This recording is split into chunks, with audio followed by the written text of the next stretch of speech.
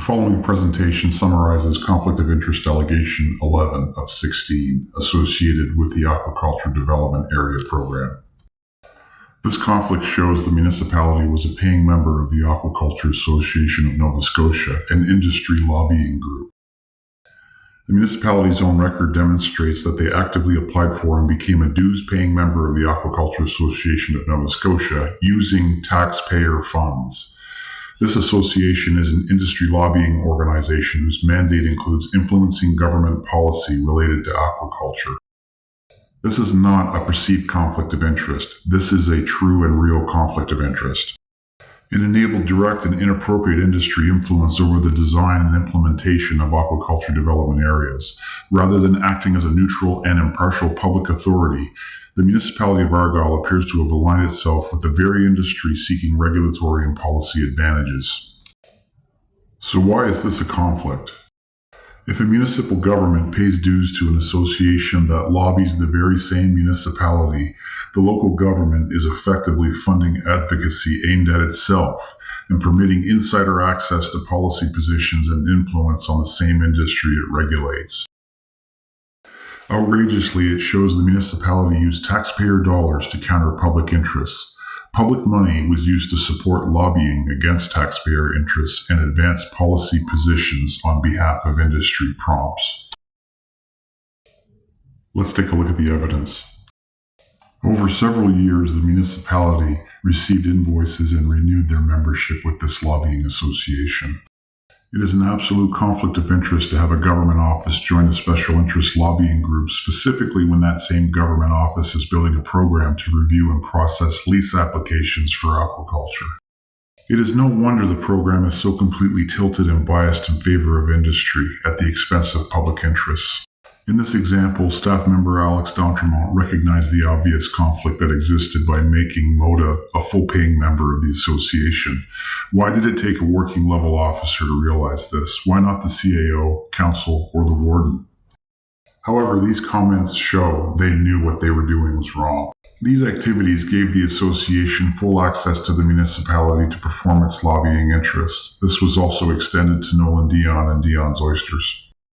Nolan Dion is fully entrenched in the Aquaculture Association of Nova Scotia. As such, the association continues to foster and represent Dion's business interests to expand. The association infiltrated and indoctrinated members of the municipality and the Department of Fisheries and Aquaculture to lay the groundwork for Dion's expansion in Argyle. These documents show the PR campaign that was put in place during their annual general meeting.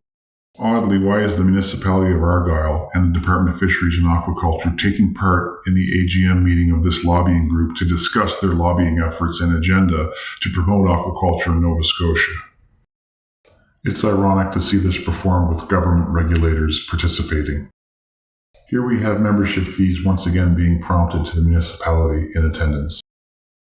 This obviously discourages the public interest. Yet here we have the municipality biasly joining this agenda to do so. It further demonstrates the relationship between government and industry has become skewed. The agenda has become one. Emails show that the province and municipality both catered to this industry lobbying group who were consistently consulted to help shape a replacement program for the Aquaculture Review Board. While the municipality and this lobbying group provided funding and assistance for the applicants, they ironically did not offer any real consultation sessions with the public. This was by design. The Western Regional Economic Development Network was regularly involved. These email discussions are regularly blacked out and redacted.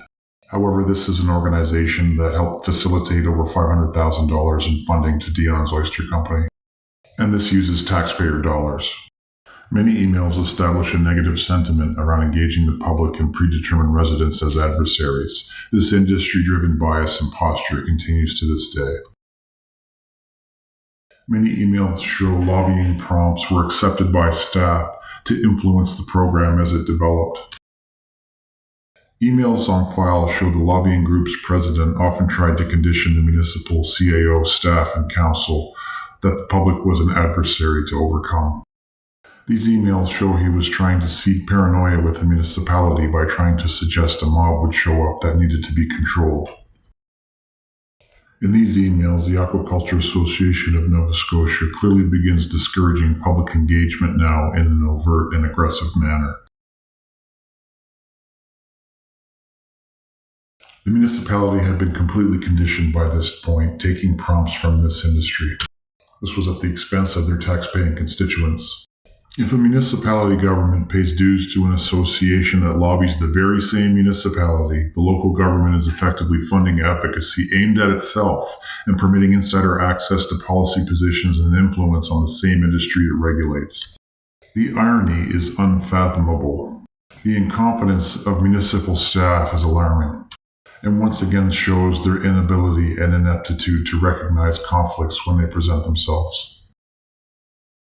Thank you.